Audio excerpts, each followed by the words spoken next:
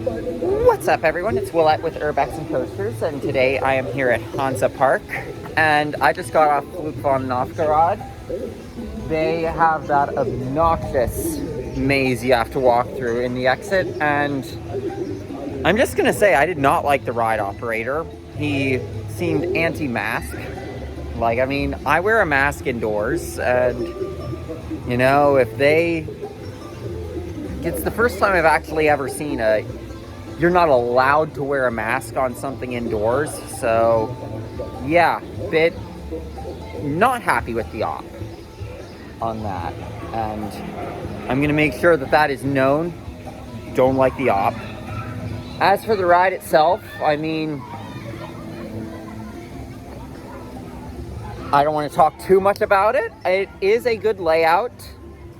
I'd say I'm not going to make any comparison because I don't want to be spoilery for anyone who might not know, but I'd say it's a fun ride. Like, I mean, I'll talk about the outdoor portion.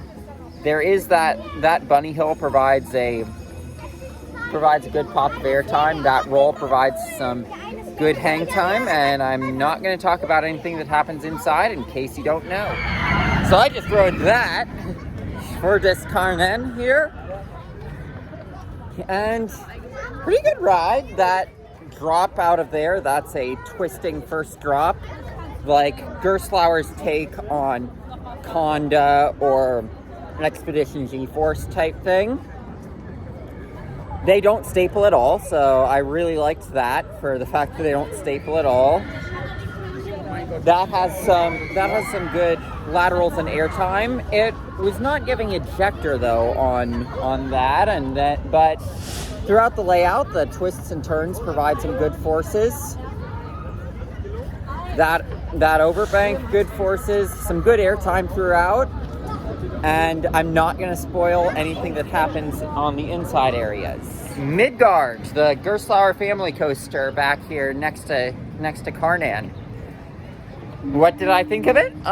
It has some pretty decent laterals for a family coaster. Of the Gerstlauer family coasters that I've done, I'd say it's definitely on the upper end.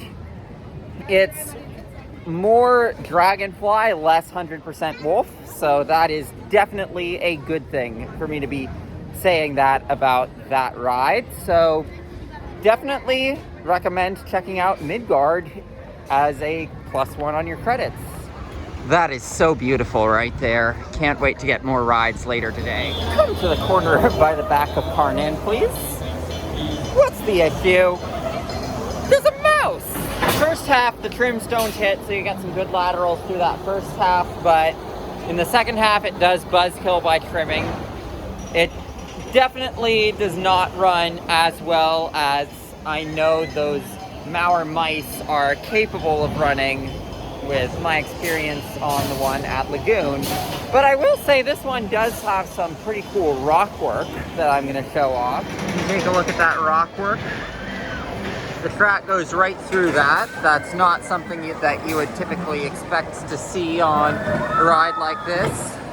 We've also got some animatronics over there, so I mean the theming is decent. I just wish, as you can see up there, it's not trimming there. I'm going to show you what it does. But then those trims are going to hit there. Oh, those didn't, but those do. There. Here in the station for Nessie, we have this board here. I've seen that number change for speed. I think that it actually measures the speed of the train, so that's pretty cool. You can know if it's running fast or slow. And I will let you know how our train runs. So the cycle before, this one hit 83.2, this one hit 84.8, and we will be on the next cycle, hoping that we get on the higher end, but I think it's really cool that they display that because that encourages people to be nerdy about the ride and how different cycles go different speeds and what can cause that. So Hansa Park, you are awesome for including this on Nessie. Very popular. And then this is our train. we've made it through that course with a top speed of 84.0. So, Nessie, what do I think about it? Well, it does have that good pop of airtime, those 2 good pops of airtime. I wish the ride had a few more elements, but good overall ride. Good, like 2 good pops of airtime. And with those glorious Schwarzkopf lap bars, that's good. And also, as a nerd, obviously I love that speed board that they have where you can very publicly see the speed that your train went so that you know if you got a warmed up ride or not. Yes, you can feel that 1 kilometer an hour, in case you're wondering. Well, 0.9 kilometers an hour. You can feel it.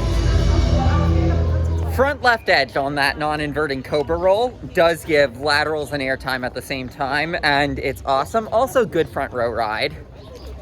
It's nice to get that. I wish you could pick your seats, but you know, decent front row ride. Definitely gonna be doing a problematic coasters knockoff type video about capacity on Carnan though.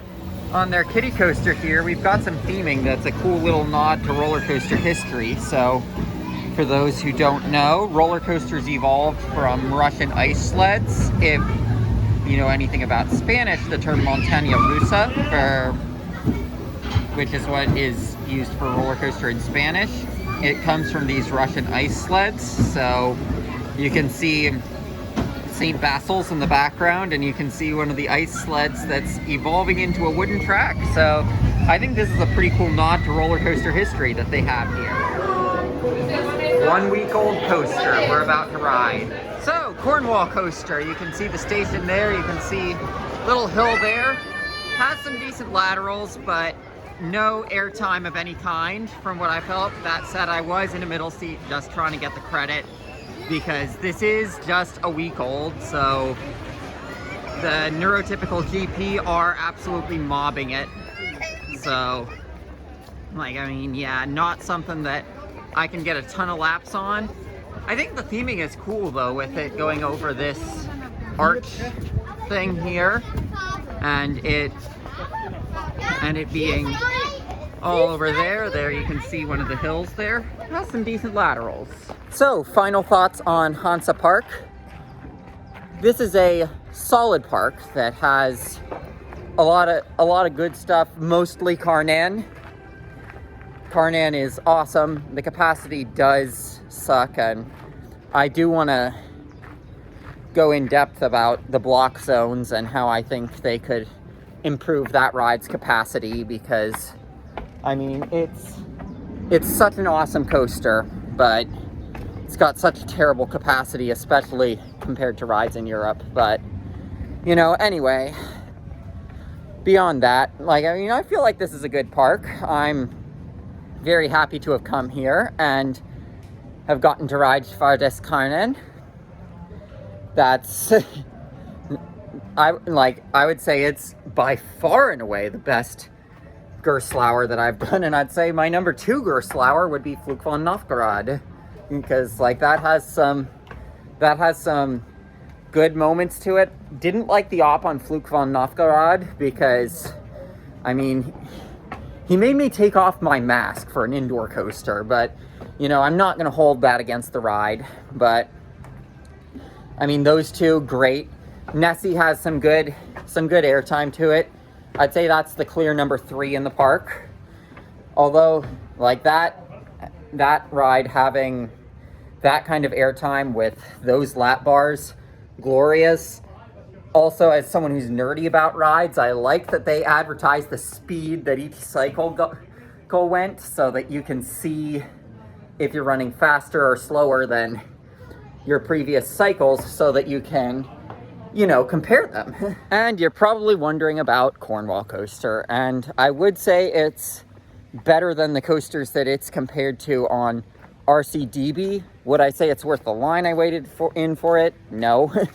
But like, I mean, I'm riding a 1 week old coaster with that one, so you know, what can I expect? I'm probably the first enthusiast to talk about it. So I'm like, I mean, this trip was obviously planned before that ride opened. So, you know, pretty cool to be one of the first to get to ride it, I guess. But yeah, laterals are good, but doesn't really have any airtime.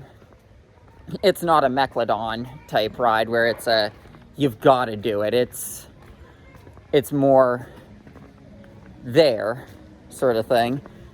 And then they do have a decent supporting lineup here with, like, beyond those rides. I really like that their kiddie coaster has the Russian ice sled theming due to the history of roller coasters. And I say that because, well, I'm walking past it.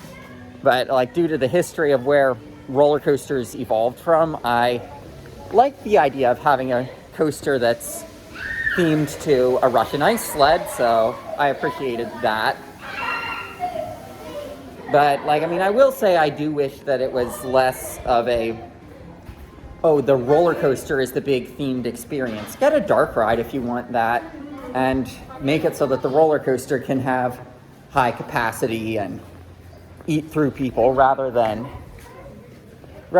having it be, oh, you have to sit through a bunch of theatrics. I will say on Carnan, on 2 of my 3 rides, I did get front left, which, looking at that layout, I do believe to be the best seat on the ride, especially with that rise up into the non-inverting Cobra roll. I believe that's probably the best seat on the ride. Can't say for sure because I didn't get to ride in the back, but I can say that as for how that layout is profiled, I suspect that front left is the best seat on the ride, and I was able to get that twice. So that was pretty good. And yeah, good park. I definitely say this is a park to come to, but I do advise to be wary of crowds here because stuff is not the best capacity.